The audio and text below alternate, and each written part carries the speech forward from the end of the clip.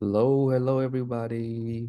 We are the Coalition Human Needs. Thank you for signing up to our webinar on the census, making your case, the advocate's guide to using the American Community Survey data, the ACS, which is taking a few moments for people to join in. Thank you so much for joining us. We have over 700 sign up, so let's just take a few minutes for all the amazing participants to join us. Just before we start, a few housekeeping.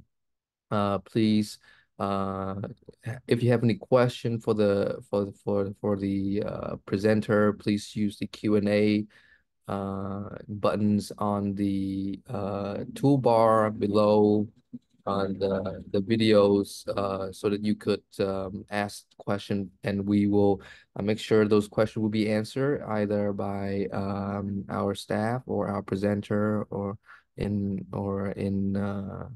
writing for you a reply in the Q&A. Um, and yeah, I'm seeing the attendees number slowly trickling in. Just a few more seconds.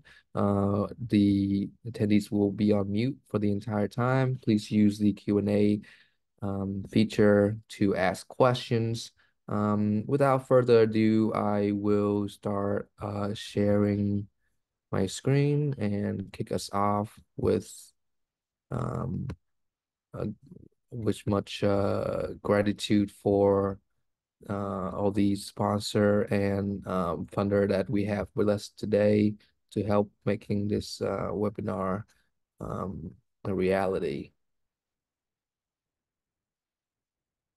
Okay, we would like to thank the New Venture Fund's Census Equity Initiative for supporting this webinar. We also like to thank the NEEKC Foundation for the long support of the All Count Kids and in collaboration with Partnership for American Children.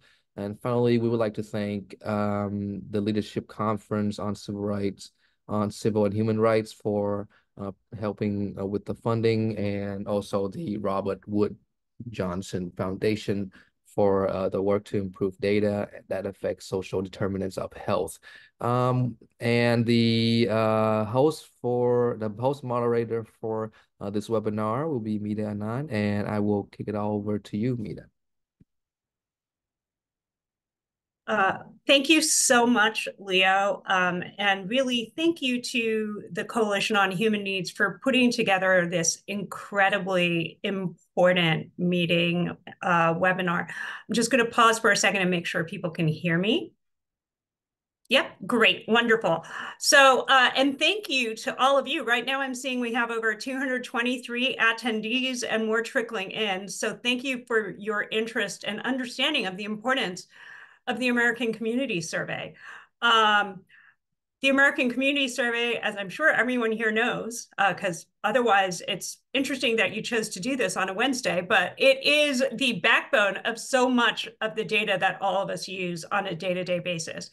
For states, counties, congressional districts, and other places down to the zip code and even block level, the Census Bureau's American Community Survey, or as everyone's going to be calling it for the rest of today, the ACS, provides data that advocates can use to show the need for childcare, affordable housing, income assistance, services for people with disabilities, and much more, with really granular breakdowns for race, ethnicity, age, gender, and many more features. These are data you can use. And today, the Coalition on Human Needs are pleased to offer this webinar to show all of us how these data can make our case for programs at the federal, state, and local levels.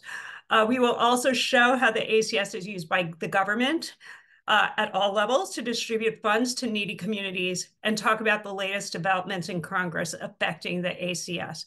I'm just going to say a few housekeeping notes that Leo said at the beginning, because I think about 100 people came in since Leo first said it. So please do keep yourself muted. And we are recording this webinar, so we want to protect that sound quality. I will be introducing our speakers in a second, but I do want to note that there will be ample opportunity for Q&A. you will see a Q&A box at the bottom of your Zoom screen. We encourage you to put your questions in that box. And at the end of the presentations, we will also be reviewing the legislative threats and opportunities and sharing some resources for supporting the ACS and starting to prepare for the 2030 decennial census. So really thank you to everyone for joining. And now I'm pleased to introduce our speakers. We're going to be hearing from the inimitable Deb Stein, Senior Consultant at the Coalition on Human Needs, who will share how the ACS directs vital program dollars to states and localities. Kelly Hoffman, who's just simply fantastic, the Vice President of Data and Strategy, PA Partnerships for Children, who will show us how she has used the ACS data to advocate for the services that children need.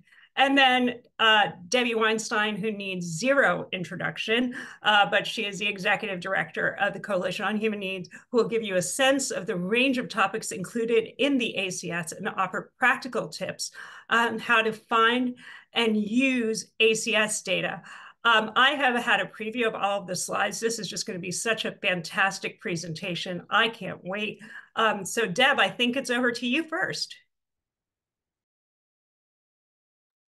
Thank you.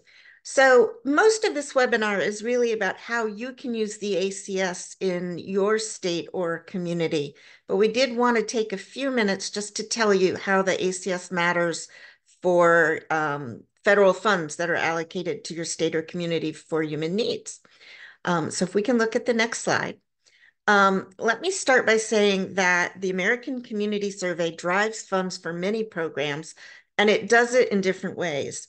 So sometimes that data is used to determine the allocation of funds by state or locality. Sometimes it's used to determine the eligibility for individuals. And sometimes that data is used to determine whether jurisdictions meet the criteria for competitive grants, and then they have to go ahead and use that data as they apply for the grant. The Census Project, which created a really fabulous report, the title is there, looked at what parts of the ACS data are most frequently used to determine how federal funds are distributed. And the variables are median income, poverty rate, unemployment rate, median rent, and indicators of substandard housing. So it's not just how many people are in the household, it's lots of different facts about the household.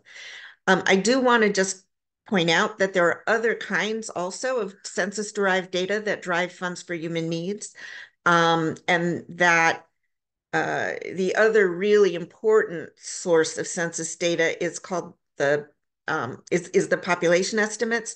Those used to be based just on the decennial census, but in the last few years, the Bureau has been incorporating also different kinds of administrative data to create a more accurate set of population estimates. You'll see as we talk about how the funds are used that often the formula for allocating funds includes several different kinds of census data or census data and other data. And I did just want to say that overall 338 programs use census-derived data to allocate federal funds. So you can see how critically important the census is in making sure that federal funds go to the communities and the localities and the people that need those resources the most. Next, please. So let me start with children's programs. The ACS the child care program is actually 3 different twined sets of funding. And the 2 big ones that most people know about, one set is mandatory funding, which all the states get. That is allocated to states based on the state median income, which comes from the American Community Survey, and the number of children under 13, which comes from the population estimates. There's also a pot of money that is appropriated every year by Congress called discretionary or appropriated funding. And that is allocated to states based on 3 factors, one of which comes from the American Community Survey. Another critically important program for children, of course, is WIC. 70% of WIC funds are distributed as part of their fair share target funding for food. And that comes entirely from the American Community Survey by determining how many of the nation's infants and children ages 0 to 4 that live under 185% of poverty are in that particular state. So it's allocated by state using ACS data. Next slide, please. There are more children's programs.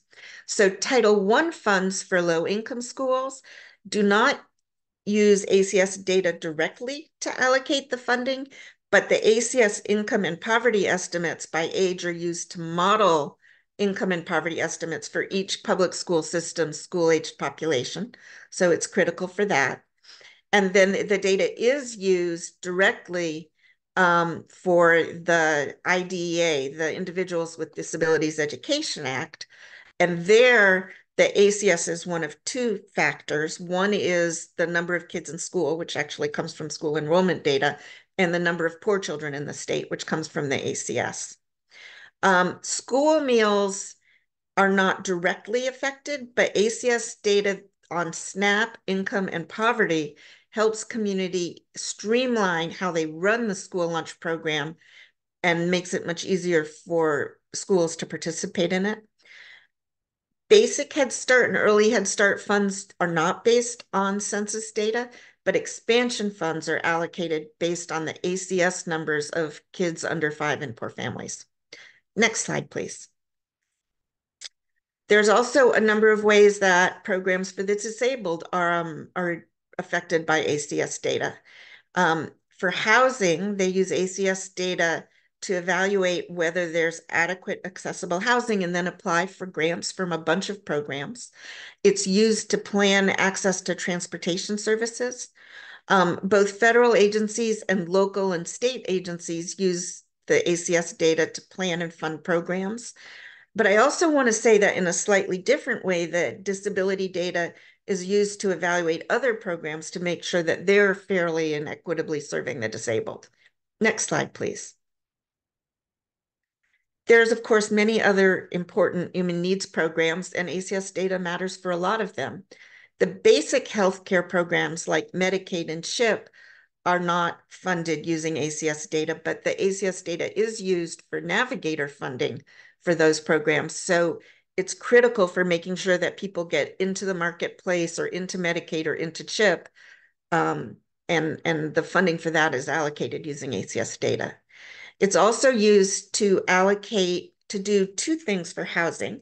One is the data helps determine housing needs by area, so that determines how much funding goes into each public housing area, and to set family eligibility within the area. Remember, I said sometimes it allocates geographically and sometimes it sets eligibility. In housing, it does both of those things. Next slide, please. It affects LIHEAP in two different ways as well. They use the data on fuel use to set grant amounts, and then it also affects state median income determinations, which may be higher in a state than the poverty guidelines, and that determines eligibility for individual households. The ACS data is also used by state and local agencies to make sure that programs for the aging get funds within the state to the areas that have the greatest need. So that's really, I mean, you can see it affects a wide range of programs, but that kind of is just the tip of the iceberg, and it affects a lot of other programs as well. Now that you have a sense of how the ACS data affects the funding coming into your state, I'm going to turn it back to Mita to talk about how you can use the data, or to introduce our next speaker. Yeah, wonderful. I did neglect to do two things at the top, so I'll take moderator's privilege. One was I know my slide was up, but I didn't introduce myself. I was so determined to introduce everyone else. So Mita Anand, I'm the Senior Director of Census and Data Equity at the Leadership Conference on Civil and Human Rights and Leadership Conference Education Fund. Okay, so now, and the second thing is there is a closed captioning feature available. So if you wish to use closed captioning, you can click on the three dots that say more at the bottom of your screen and hit captions, and then hit show captions. I just did it to make sure that works. And then you should be able to follow along with the transcript.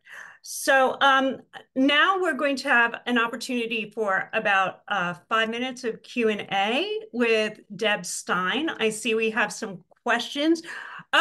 Can the presentation be shared? Everyone's favorite question.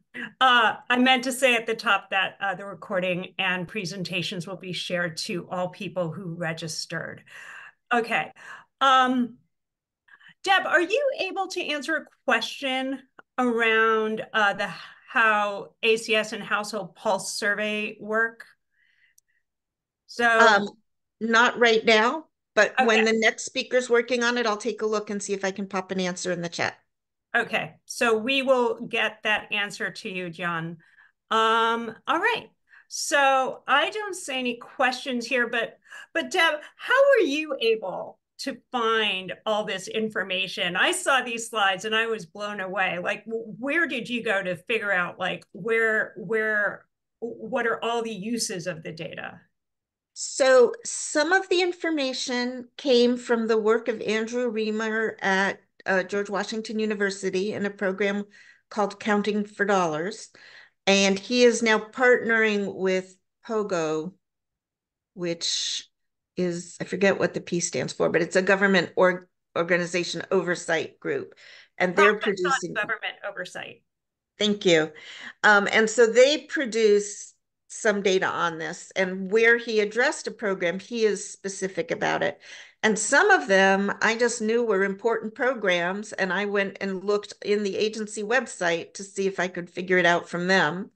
And sometimes they are clear and sometimes they're not. Um, and for some of the disability data, the National Partnership for Women and Families has been pulling that together in response, in preparation to respond to comments on the disability ACS questions that are due in a week. And so I was able to build off of their research for that.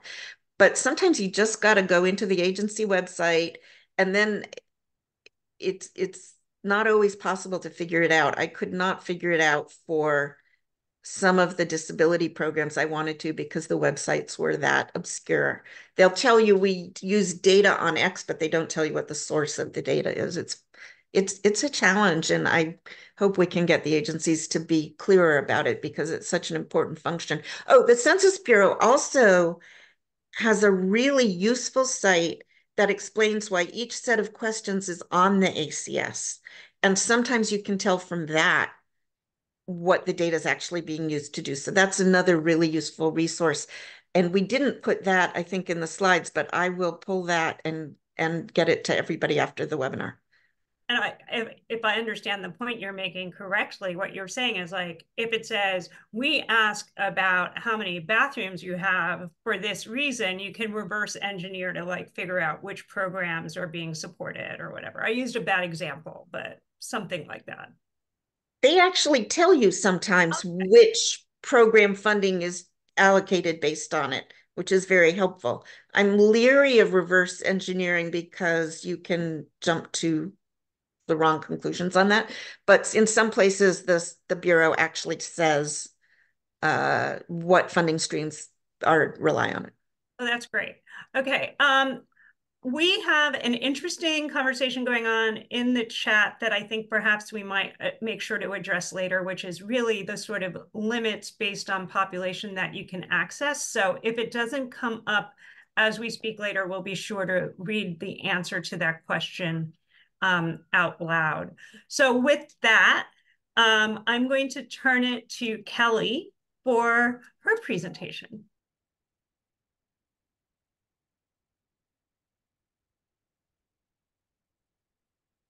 I think you're on mute.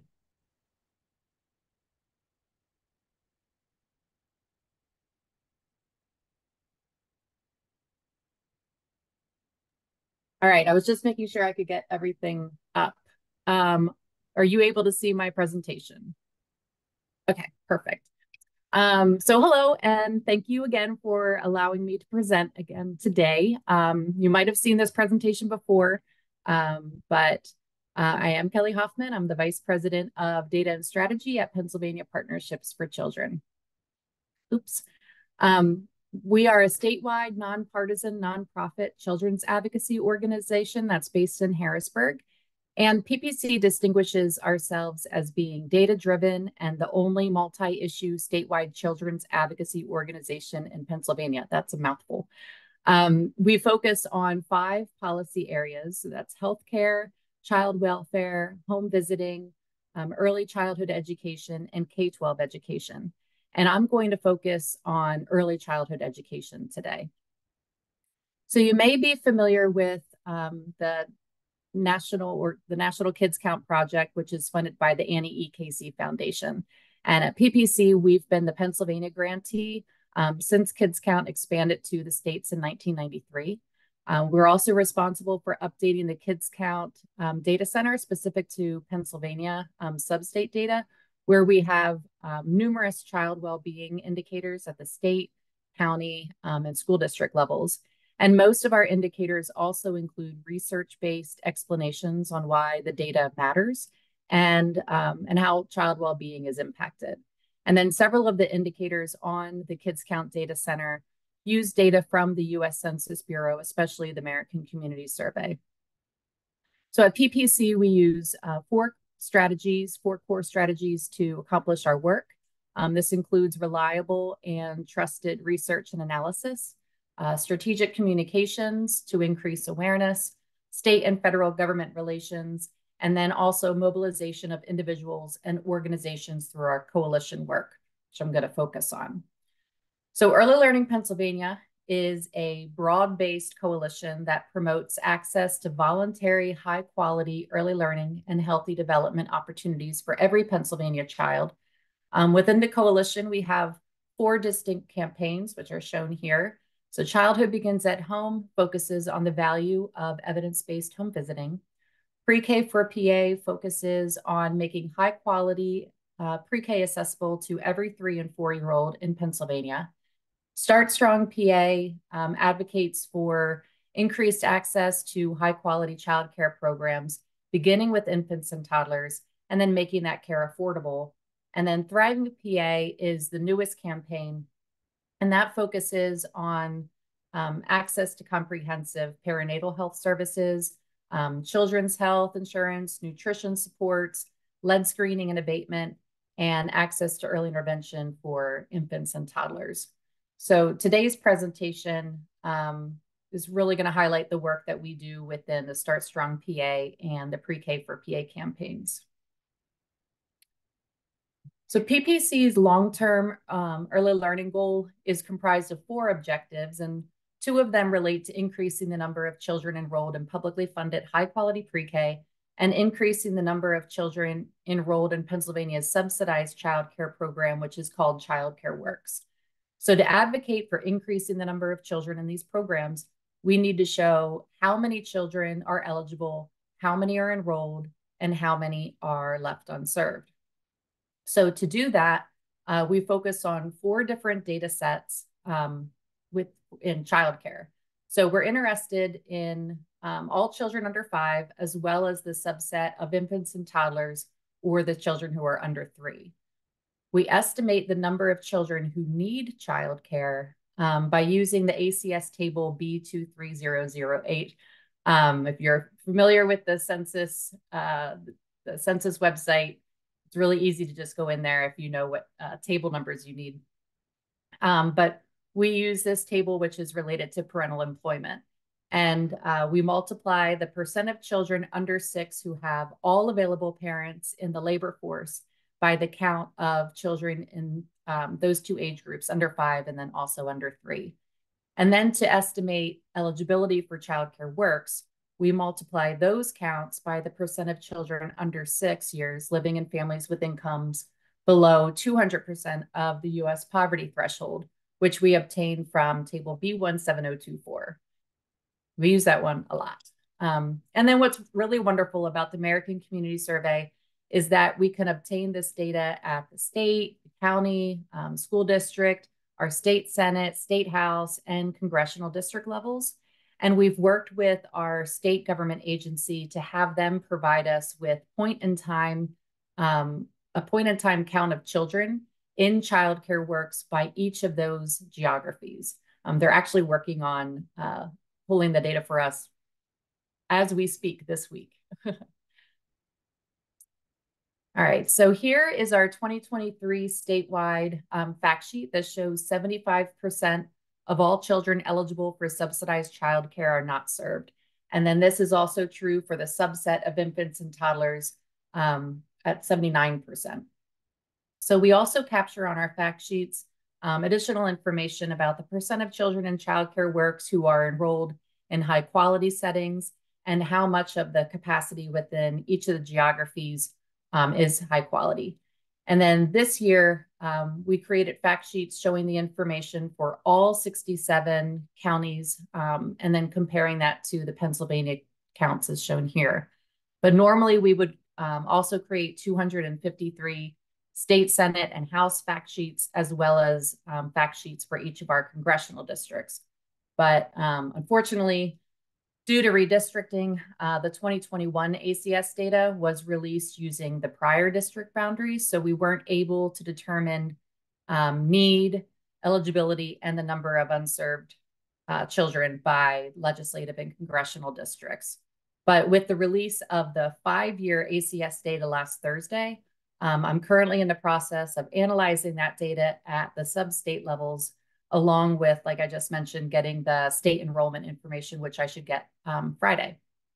So the table at the bottom of this slide shows you the information that we would normally include in our interactive maps for each district. So for Representative Dwight Evans, you can see the total number of children needing care based on the parental employment table, and then the children eligible takes the 200% of children in poverty for each, based on the children needing childcare. And then you could also see the enrollment that we get from the state agency, and then basically doing the math to say how many children are actually unserved. So I am going to take you over here. Let me fix this.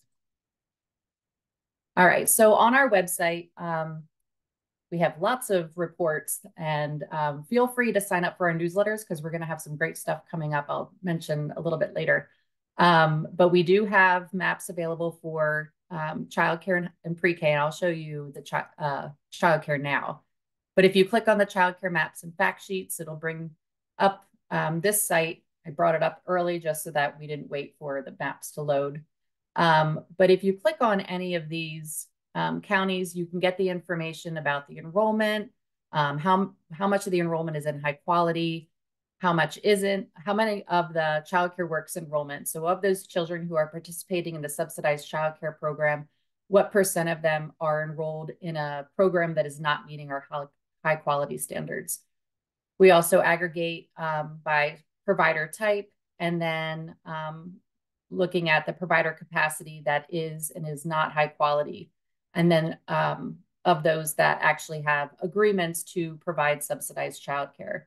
From there, we have a link that opens up the fact sheet. So this is what the Allegheny County fact sheet looked like this year. As I mentioned, it compares the county data to the Pennsylvania data. So you can see that in this case, 68% of the children under 5 within Allegheny County are unserved, as compared to the 75% at the statewide level. And then again, it's still some of the same, the data that I showed before on the state side. I need to get to the next. Close this. So 2 years ago, when we actually had the data at the district level, the state legislative district level, this is what our fact sheets actually look like. We revamped them this year, and I'm assuming next year's is going to look more like the last one I just showed you. But here, this is something that somebody in the legislature or Congress would receive that is showing them the district at their level. And it's great because it really makes it a lot more personal for them. So let's go back to the presentation.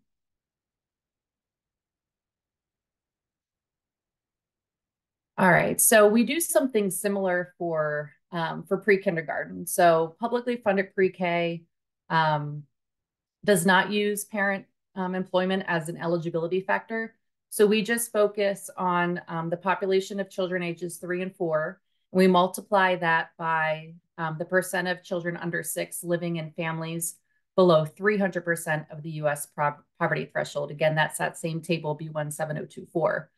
We use 300% because it's an eligibility criteria for the pre-K counts program, and it really helps us to narrow the targeted population. Again, we look at this data at the state, county, school district, the Pennsylvania Senate, and state house district levels. And then with our help, the state office provides a distinct count of children who are enrolled in 3 of the 6 high-quality publicly funded pre-K programs in Pennsylvania. And they do that at those same geographies. And then I determine the count of children by those same boundaries for the remaining 3 programs on the location where the children are served. So here's our 2023 statewide fact sheet that shows 57% of eligible 3 and 4-year-olds do not have access. Again, you can see on the fact sheet that we provide the estimated count of eligible children as well as the count who are not served. And then, like I just mentioned, showing this data at a legislative district level really makes it more personal for legislators. And in my mind, I think it's potentially been the reason that we were able to increase the state pre-K appropriation to where it is today. But unfortunately, like the child care fact sheets, we did not have fact sheets or maps at the legislative district level. So actually, this was the first budget since 2012 that there was no increase for the high quality publicly funded pre-K. So since that's what, 12 years, 11 years, we've had an increase. And then this year we didn't have fact sheets at their district level, and then we didn't get an increase. It could be a coincidence, maybe not. But I'm really looking forward to see if the fact sheets that I'm producing for this coming budget cycle actually does improve, or at least provide some sort of an increase for pre-K. So again, this table is showing for Representative Brian Cutler. Same thing, we're seeing the total number of children, how many are eligible, how many are enrolled, and then unserved, as well as looking at the total number of locations that are eligible, but then how many do receive public pre-K funding. And then to serve the remaining eligible unserved children, we would need 74 more classrooms. So let's go back to the maps. So again, if we would go to our website, click on the pre-K maps and fact sheets, it brings you here. And I should have showed you on the childcare one, but I'll do it here. But we have these other functionalities. But I'll click on Cumberland County. This is where I'm located right now. So we have, again, able to see all the information, all the data regarding this county. And then if you click on the county fact sheet,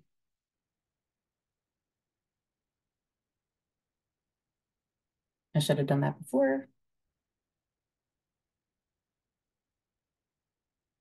You can see that in this case, there's 74% of eligible children do not have access.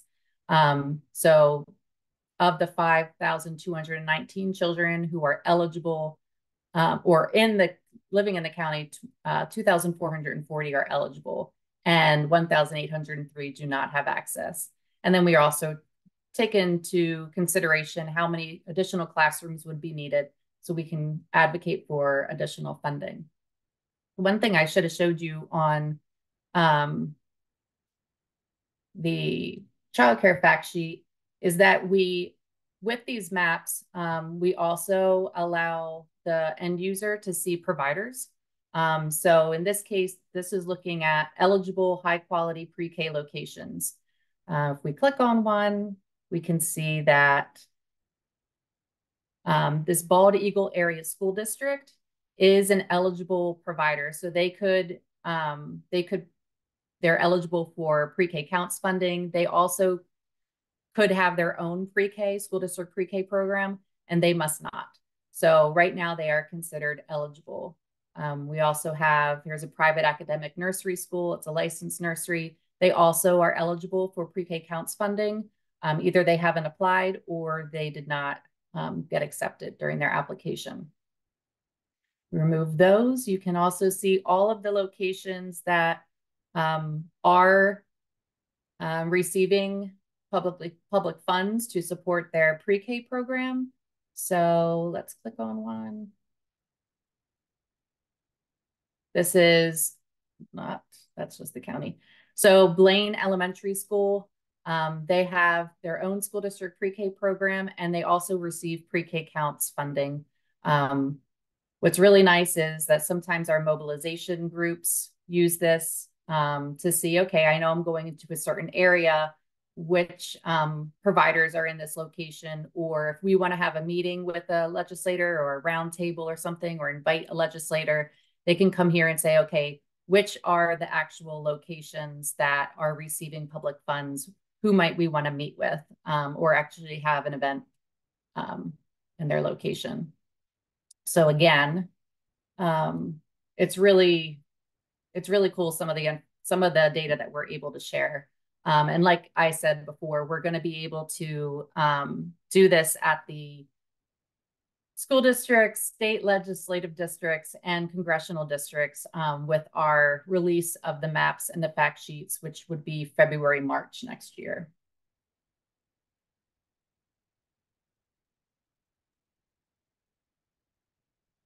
All right. And then as we circle back to advocacy, I just wanted to reiterate some of what our effective strategies have been with our campaign work. We really find that it's important to keep data front and center. And this includes sharing local data with certain media markets, freshman legislators who are really interested in seeing the data that they're not usually seeing at their level. You know, a lot of times when I first started at PPC, a lot of the data that we were producing was only at the county level. And I think that we got really positive feedback from legislators when they were seeing data specific to their districts.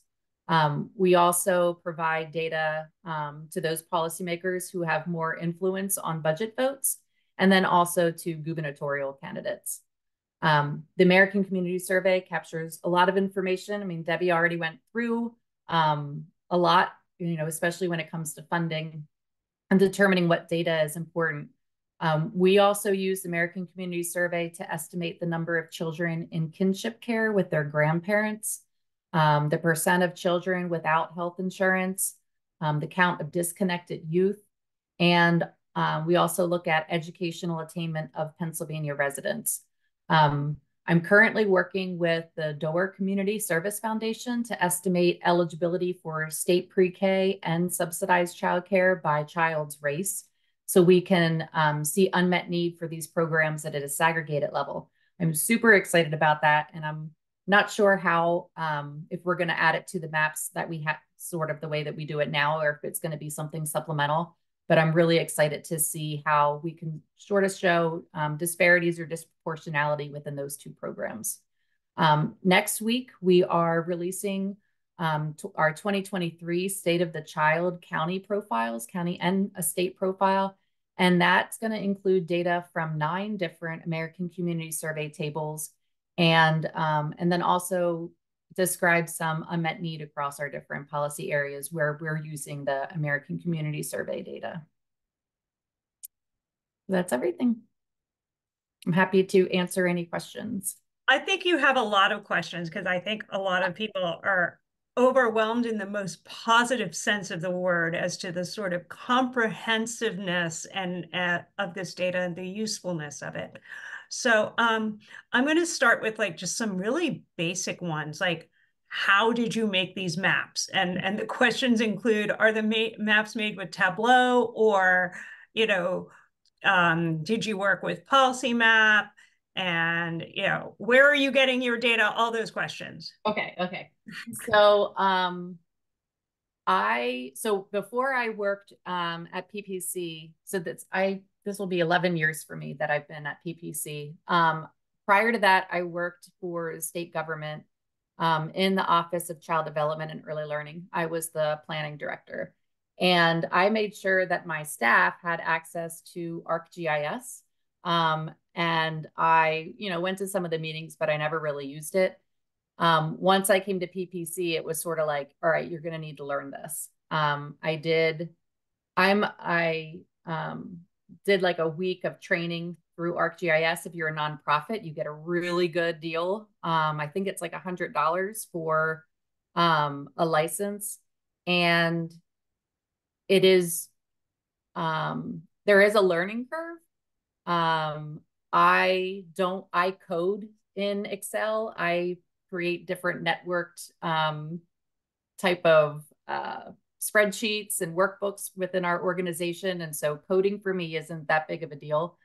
But we use ArcGIS. I've taught myself a lot. There are some amazing websites that answer a lot of the questions when I'm like, I can't figure this out. Yeah, so it's ArcGIS. The one thing about ArcGIS is that they are always making improvements. So even though I'm keeping notes of how I did it one year, I can't necessarily follow those same notes the next year because some of the templates and things that they provide are a little different. So that gets frustrating, but it's a great way of presenting the data. I have used Tableau in the past. When it comes to doing or showing the data for each individual provider, I haven't done anything like that. I do have somebody on staff who has taken some Tableau trainings, but we haven't necessarily gone deep into creating maps or interactive maps with Tableau. And then what was the other question, Nita? No, I think, well, I'm just going to intercede briefly just to tell people in case they don't know what ArcGIS is, which is basically, it's an interactive map maker where it's really pulling detailed geographic data from the ground. And a lot of times people use it to overlay Census Bureau data and get that more granular map. Is that a fair description? Yeah, yes, it's built through Esri, ESRI, and it's really a great tool, but it will take time to learn how to use it. Okay. One question that came was if you could insert the multipliers formulas for childcare data sources in the chat. I'm not sure. Do panelists think that was meant for Kelly or Deb?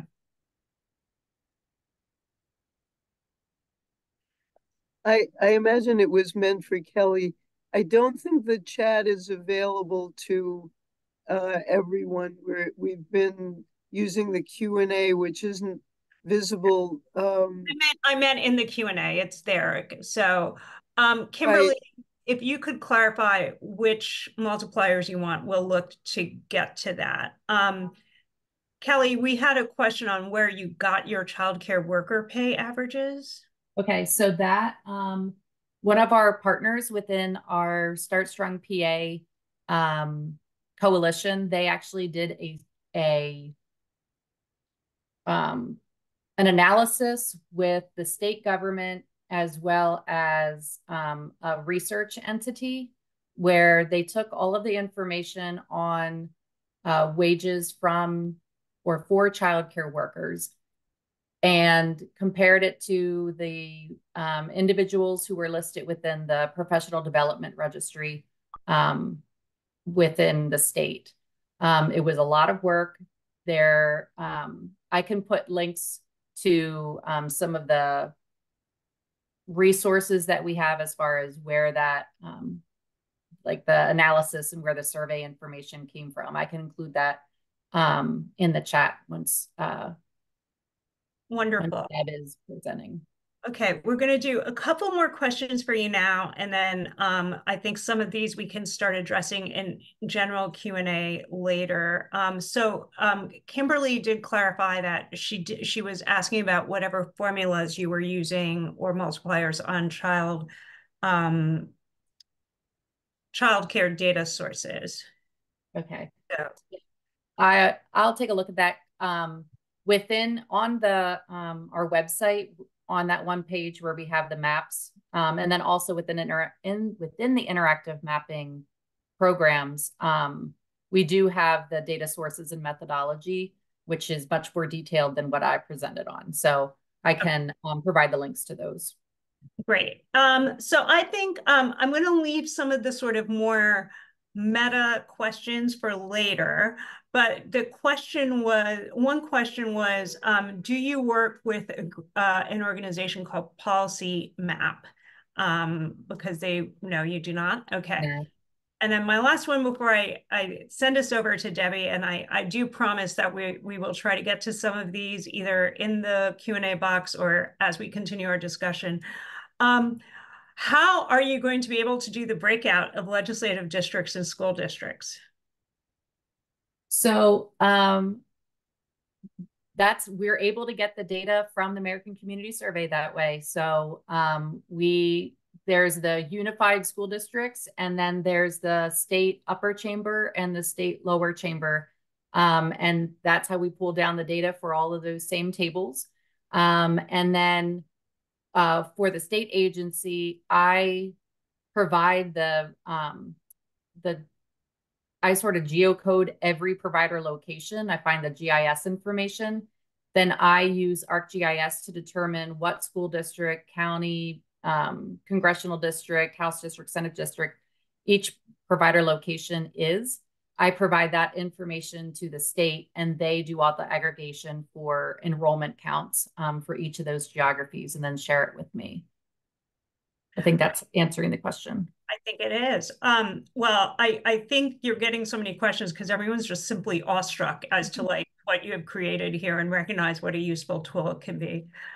So Debbie, over to you to help us really understand like how to access these data and, and how to understand the needs and program use.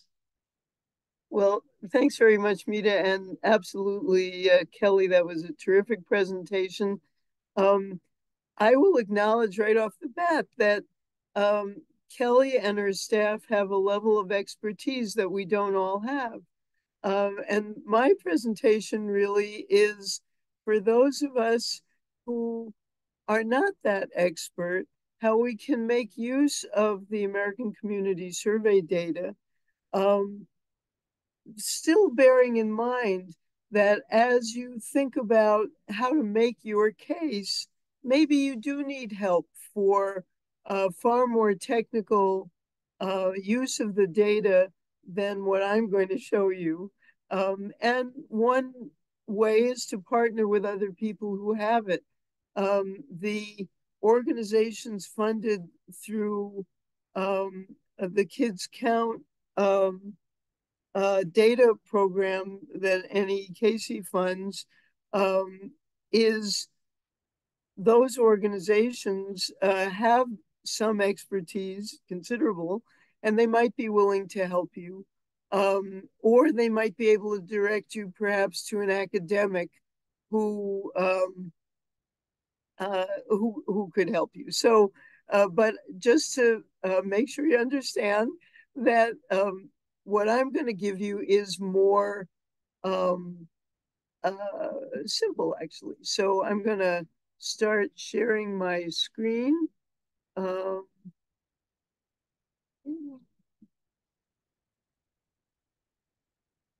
So I always have to move things around so I can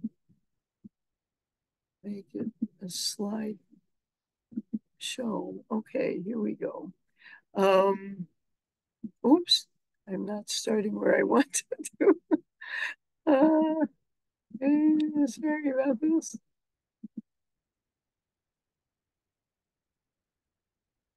Let's actually start at the beginning. How about that?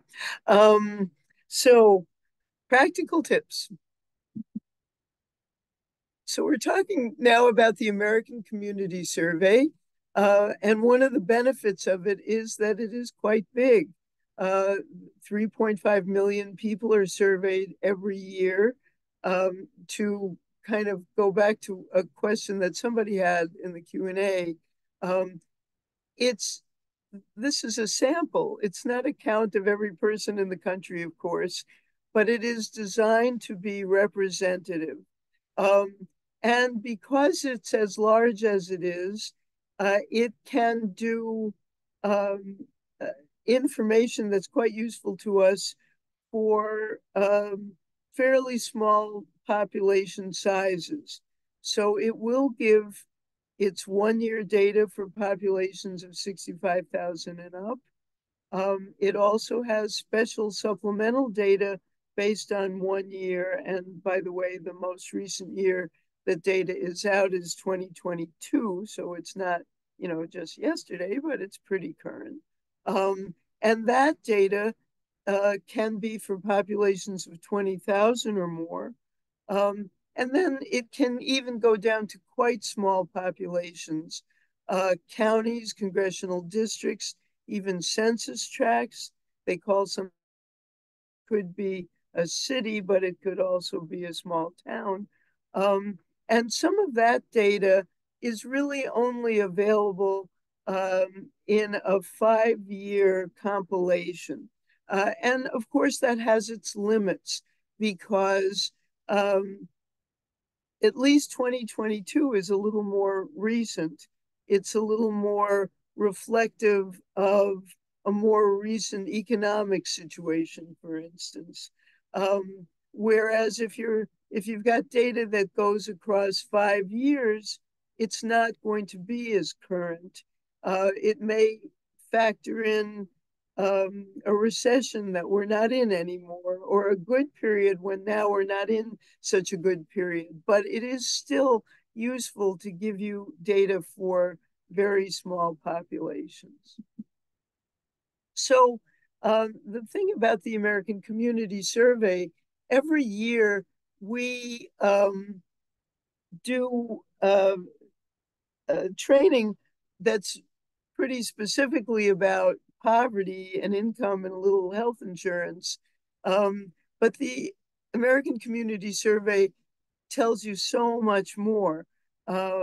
It has various questions about family structure. You heard Kelly talk about grandparents raising grandkids. It will tell you that. It has lots of education questions.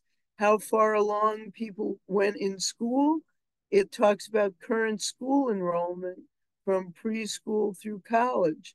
Lots of questions around work, a lot of race, ethnicity breakdowns, and we will talk more about that.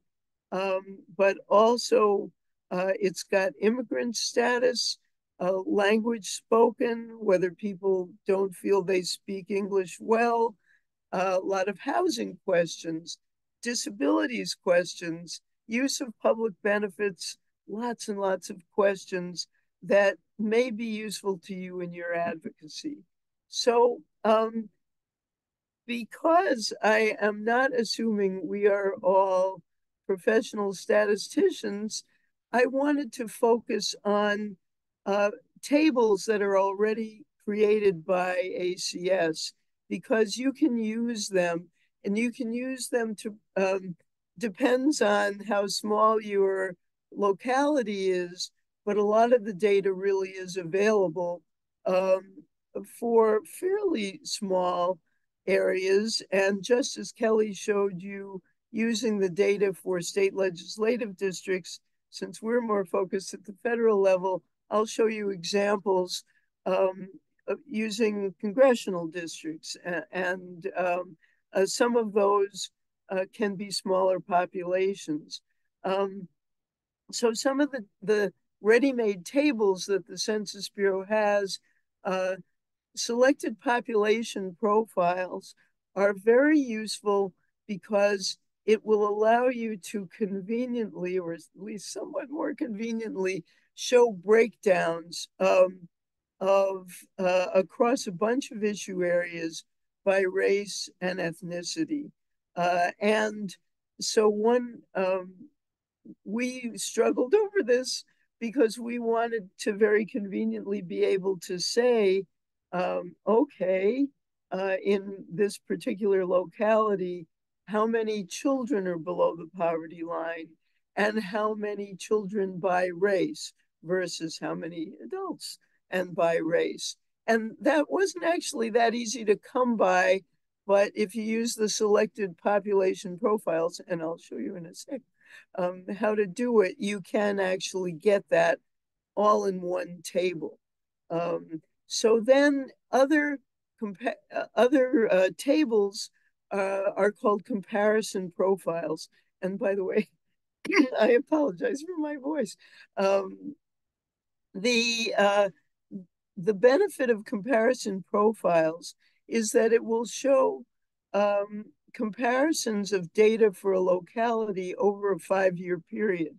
In a second, I'll tell you why we had problems with that recently, but in general, it will show you year by year the differences that, is poverty changing? Is median income changing? Is number of uninsured changing or not? And it will show you whether those changes are statistically significant. If they're relatively small changes, they're not. It may just be chance, but it will tell you whether the Census Bureau feels the change is big enough not to just be chance, that it's really something going on in the population. And so those are helpful, and we'll talk more about those in a sec. And then there are data profiles. It's just the 1 year of data, but you can, through the tools I'll show you, you can select multiple counties, so you can look at how they compare, congressional districts, as I've mentioned, and some examples of those selected social characteristics. So that can be some of the family makeup type questions, disabilities, parents, or excuse me, grandparents raising grandchildren, immigrant status, many other things like that.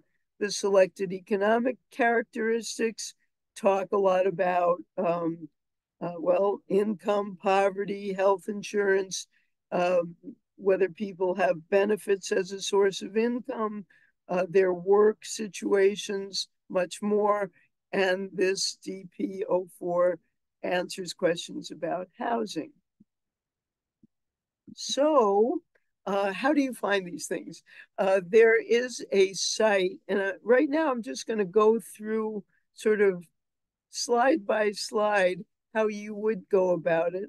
And then if I'm really brave, I'll stop sharing the slides. I'll actually start sharing the actual census website, and we'll go through for at least one example. But you find all of these tables and information at data.census.gov. So that's what you would type in your URL at the top. And excuse me, once you're there, you click on advanced search, which I've circled in yellow. So once you're there, that's where you get to utilize what they call their filters. And the first thing that you'll want to do is select the geography that you're interested in looking at. Most people are going to want to use this data not just for national data. That at minimum, you'll want to talk about your state, and you can see under the geography there, you could get state, your state, you can get counties within your state. Place, as I mentioned, could be a city or a town. And then there are smaller areas. For the example that I've chosen here, the blue arrow points to all geographies. If you wanted to get your congressional districts, you would click on all geographies, then the listing on the right shows up, and you would click on congressional district. Once you've done that, it's going to want to know congressional districts where. And you're probably not ambitious enough to know, want to know the congressional districts all over the country. So I selected here Mississippi. I missed one of the screens, but I'll show you that in a second. But you get to a screen where it's going to ask you, do you just want one or two of the congressional districts, or do you want all of them? And we selected all of them. So then you want to tell it what you want to find out. And so there you go to the survey filter, and that, back to where you were with the filters. After geographies, you'll see topics. But right now I'm skipping over topics for a bit, going straight to surveys, and you click on American Community Survey. You try first with 1 year estimates. That's where that fatter blue arrow is pointing, because if the area is large enough to have that information, it's going to be more current and useful for you. So then you've told it you want all the congressional districts in Mississippi, and then you're going to look for the comparison profiles. And there will be three, well, there's more than three, but I showed three here. And the one that we're going to look at just for this example is comparative economic characteristics. So if you pick that, then you click on the double arrow that I circled in red there, and that's going to make the table show up. And so here's the table, or a screenshot of part of it. And this is where the issue comes up. I mentioned that sometimes the data is just not reliable. That's very unusual, but in 2020, because of the pandemic, they really did not have satisfactory response from the American Community Survey. And you can see in this comparison profile that is checking a comparison. It starts with 22, which doesn't show on this screenshot, goes to 21, but then 2020 estimates, they don't show any. That's unusual. All the previous years they were able to show it, but they couldn't there. So you just know that you can't make a comparison to 2020 because of the problems with collecting data that year. And you'll see 2021 to 2020 statistical significance, a blank column, because you can't make those comparisons. But for the other time differentials, it will tell you whether it's just chance or not. And if it's statistically significant, there'll be an asterisk to tell you that. So that's what I just told you. You can't compare to the 2020 data. They had some experimental data, but they haven't included it in forms like this. So that's an example of problems. Another set of issues, if the census data, Census Bureau makes changes in their questions, trying to improve the data that they're getting, well, then the question that they asked most recently might be rather different from the question that they asked in the past. And that means we have to be cautious about those comparisons over time. They have tried to make improvements in race and ethnicity data. And it asks questions about lots of different racial groups. It asks separately about ethnicity, Hispanic or non-Hispanic. And because the Census Bureau has changed its form, people now have more opportunities to choose perhaps a combination of racial background that they identify with.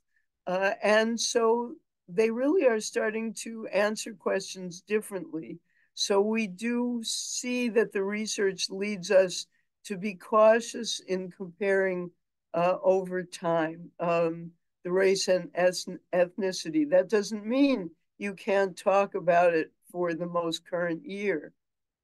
So, they could pick up to 6 racial groups, and many people did. And I'll show you this shortly, but because they could choose a lot, you want to count as many people as possible and not leave people out. So there will be a category, or there is, and I'll show it to you, which allows you to look for people who either said they are a given race alone or in combination. And we suggest that you use alone or in combination rather than simply alone. And even more, we care deeply about being able to do these breakdowns, because this is America and this is how we learn about our country and who actually lives here. So they are planning to make additional changes, that the rule is still being worked on. Starting in 2025, it's possible that the changes they make will again cause problems in comparisons over time. So we just have to be alert to that. So I've given you a lot of sort of cautions and sort of showed you screenshots. And now I'm going to dare to do this live. I'll stop sharing the slides. Just want you to know that in the middle of the night, I found it necessary to make this woman's hair sort of gray, so that you wouldn't think my superhero-ness was all that super. And the D that I stuck on her outfit there is, of course, for data. So I will now stop sharing this and see if I can catch a break. Whoops.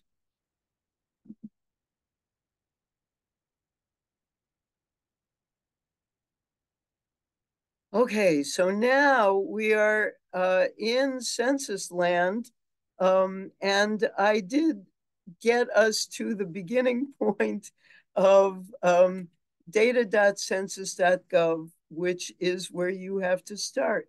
And if you remember, we do advanced search.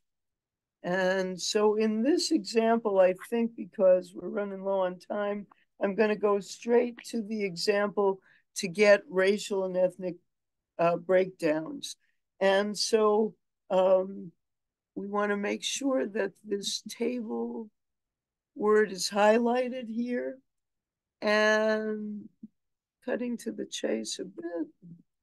I'm going to put the actual table that's going to be helpful for us that in the search box there.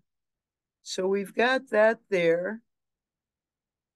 And now I'm going to look at geographies. And I think in the interest of time, I'm not going to use a very small set of different geographies like I did in the sample. I'm just going to pick a state. And because it's close to the beginning of the alphabet, I'm going to take Arizona. And it has gotten rid of my SO201. I'm trying that again. Select population profiles. Alabama. And here we go.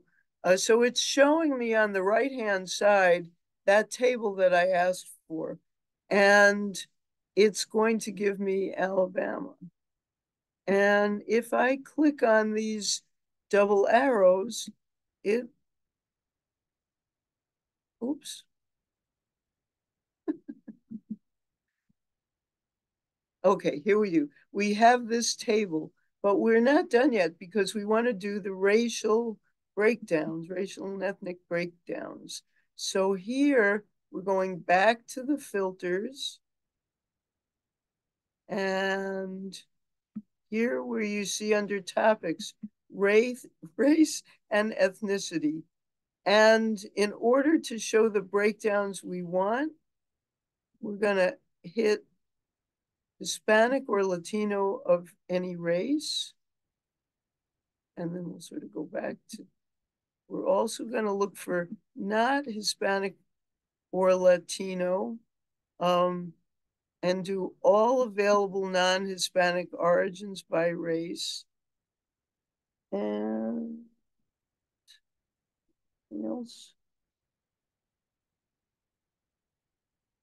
Oh, and then just this not Hispanic or Latino. And so now we've selected, and you can see all of these filters are showing up in this list of filters. So we now have that. We have selected Alabama. We've got the selected population profile. And so now we've got a very comprehensive table that's showing for Alabama breakdowns by race for many, many different topics. And if I scroll down a lot, so it's not, whoops. You can, sorry, I don't have access to a mouse right now and it's causing me a problem. But you can see all of these different kind of questions that are in here.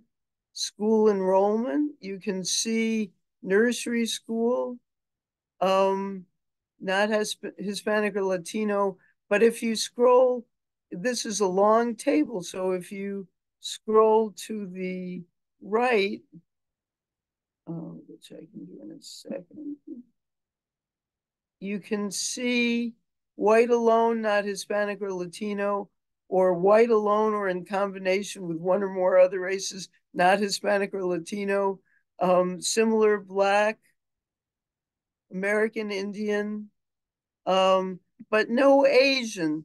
And that is because for Alabama, the number of Asians through this table is not adequate that they felt that they could include it. So that is a limitation.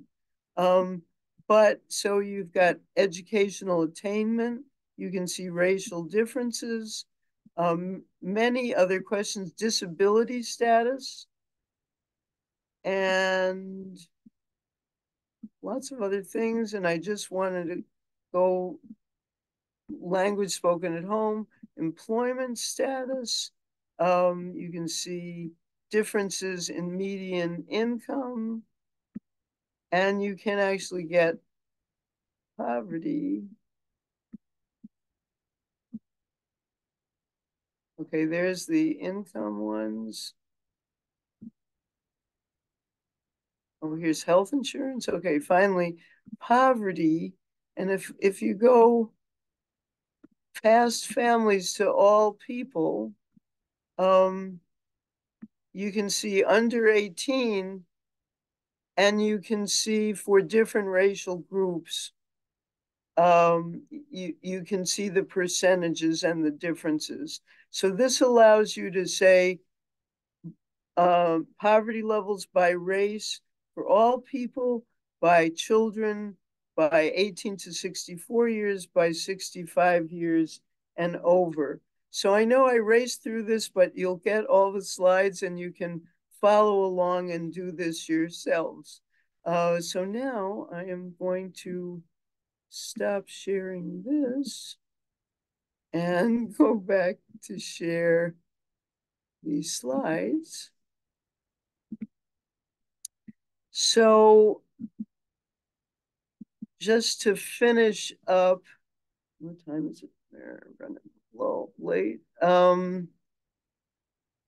So these, just to show you, this lists out what I just did, and you'll get this so you can follow along.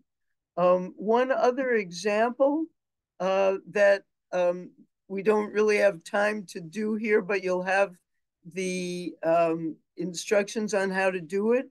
To make your case about the need for more affordable housing, you can answer the question, how many households with income under $50,000 are paying half or more of their income on rent?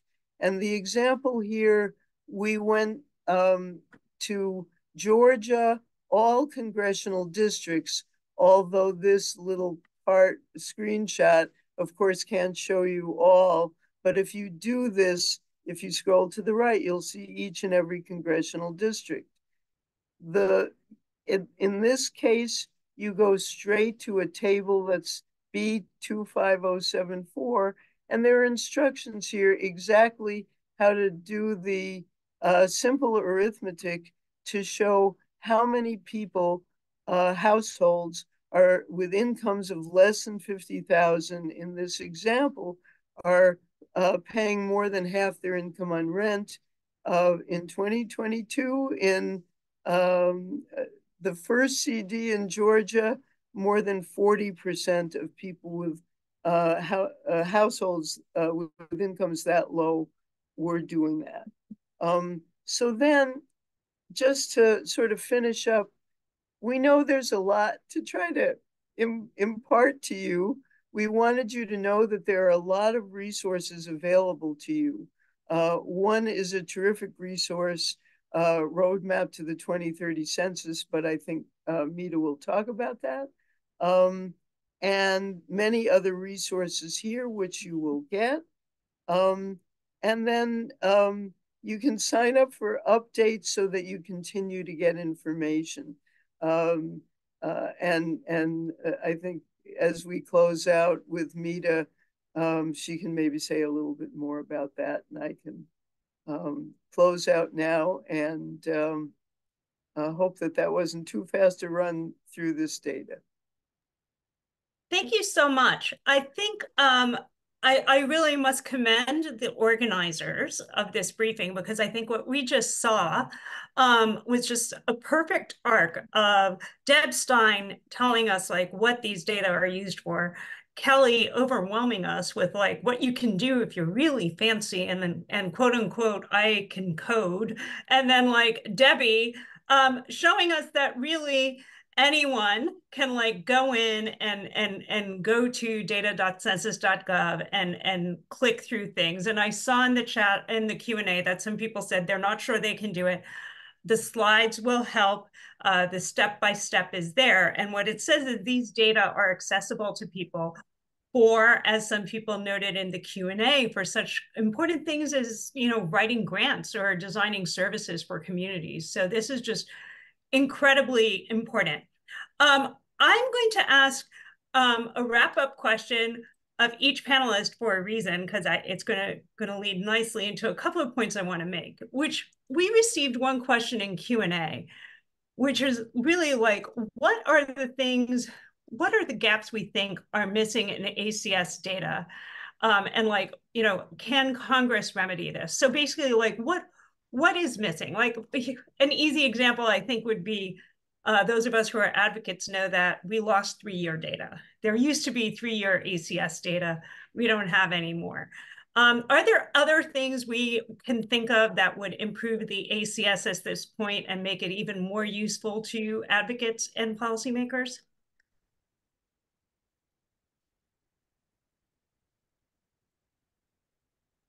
Deb, you're on mute. Actually, I was wondering if Deborah Kelly wanted to go first, and I have something to say after that. Well, I can say something fast that for one thing, I think we do have a ways to go on the racial and ethnic data. We have to keep continuing to make improvements there. And it's frustrating because I did say, the more it's changed, the less you can compare over time. But on the other hand, you want it to be as accurate as possible, and going forward, it'll be better. The other thing I would say is I think that we are in a period of our society of distrust, and so it's harder to get the representative sample, and so this really is a matter if we want to maintain the validity of the American Community Survey, it has to be funded well enough by Congress so that the steps that are necessary to take to make sure that we have the adequate sample can be continued or improved upon. Kelly? Yeah, Debbie basically took the words right out of my mouth. I was going to comment on needing data by race, and there's not as many tables as I'd like when it comes to breaking it down by race. For example, when we look at parental employment, that table is not able to be broken down by race. We'd have to go into microdata or use experts like I am with consulting with the Door Community Foundation in order to run that. Like if it would just be something easily accessible. And then also the trust is a huge factor for having individuals complete the surveys. Even, I mean, we use decennial census sort of as our population data. And knowing that, especially when it comes to kids, that there's such a large undercount for the number of children, it's sort of, a disservice for the programs. And as Debbie even explained with some of the funding, if we're not getting the true counts there. But that's part of the issue with trust and just needing more people to respond, at least to the decennial census. Deb? So I certainly want to echo what Debbie and Kelly are saying about the need for funding to support the current sample size. And if we can get a more supportive Congress expanding the sample size, because the bigger the sample size, the more we can disaggregate the data into different racial groups, different age groups, and smaller geographies. The other thing that I would like to see happen may not need Congress. The Bureau is developing a third measure of income and poverty, which they call NEWS, NEWS, as an acronym, and which will start with only national data, and then they'll add in sort of a combination of the ACS and the supplemental poverty measure with more administrative data. And I actually think that's good because or it could be good, but we need to push them when they get to the ACS to include administrative data, not just on things like other income sources that people they're already counting get, but to use administrative data to capture people that aren't in the ACS but are benefiting from programs like WIC or SNAP or other programs that serve the lowest income people and sometimes serve the homeless. And I've had conversations with them, and they aren't currently planning on it, but they also haven't really gotten to figuring out how they're going to do the ACS part of it. And that, I think, is a conversation we should all be involved in, because it would be a good way to get a data source that combines the ACS with information on some of the households that otherwise get missed. Thank you so much. I am well aware that there's still outstanding questions, and I just want to, and comments, and I just want to say, firstly, I know that the people at the Coalition on Human Needs, Leo, who's working so hard behind the scenes, will do their best to capture all the questions and answers and make sure those are included in the wrap-up email that'll go out tomorrow, which will have links to the slides and the recording. It will not be on the website, so look out for the email. So I asked that very leading question because I was charged with giving a bit of an appropriations landscape, which is that historically, in a year ending in 3, people don't really think much about the Census Bureau. They think of it in the context of the decennial census and don't recognize, one, that the American Community Survey is really a huge part of the Census Bureau's work and so much of what we as advocates rely on. And two, a year ending in 3 is a pretty far into time to start planning for the decennial census that will be occurring in the year ending in 0. Just for context, last year, the Census Bureau got $1.5 billion worth of funding for fiscal year 2023. If you haven't been playing along at home, you might not know that we actually don't have a real appropriations or budget passed yet for fiscal year 2024. And we are well into it because it started in October. So this House proposed number is much lower than 1.5, it's 1.3. The Senate proposed number is more or less the same as last year, 1.5. The president asked for 1.6 billion. Advocates have been asking for $2 billion because you can see the fundamental importance of these data and the work that has to be done. And people have been asking questions in the chat that show the need for more granular data that one can look at in an intersectional manner. So really, the need to ensure that the Census Bureau is robustly funded on a year in, year out basis is key, it's real, and it's under threat. On top of that, we're seeing some real threats at this very moment during the budget process. Even some of our allies are trying to steal money from the Census Bureau because they view it as a piggy bank in the off year to fund other projects. So we really need to keep an eye on that ball. And of course, we face constant threats of people trying to exclude undocumented immigrants or non-citizens from apportionment counts. And those are like legislative riders that we have seen pop up during the budgetary process.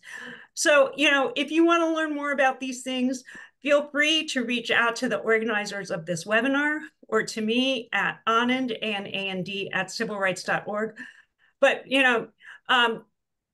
really, we're making this plea now just because I think everyone can tell after going through this presentation, the real fundamental importance of these data and how they're used and how much it means to the work that everyone does. Now that I said something negative, I'll say something positive. Recognizing how important this is, census counts, of which the Leadership Conference staffs and helps to run, put together a resource recently called the Roadmap to 2030. Debbie referred to this.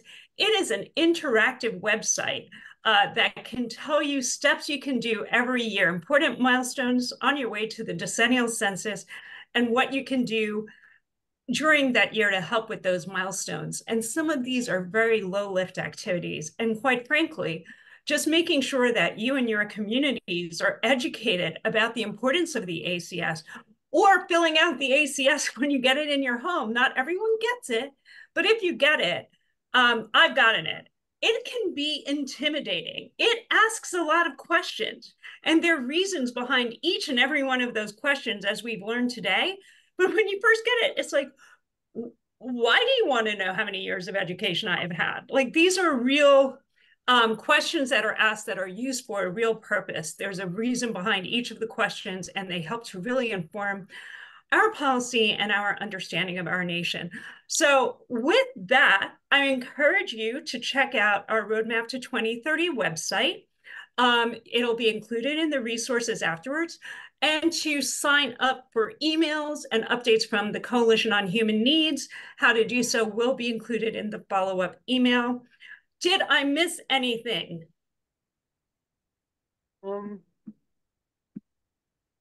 That sounds great. I should put back up the slide. Let's put up the last slide. Yeah. Yep. And with that, I really want to thank the Coalition on Human Needs. And here you go. Here are the, you can sign up for the Count All Kids campaign, for the States Count Action Network. All of these can keep you plugged into ongoing work around both the ACS and the decennial census. Thank you to the Coalition on Human Needs for putting this together. Thank you, panelists, for being awesome. And thank you, attendees, for joining us today. And have a great holiday season.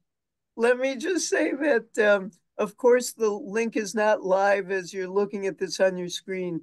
But when you get that follow-up email, you'll have live links, you'll have contact information from all of us, and we really do want to answer your questions that we didn't get to in the Q&A.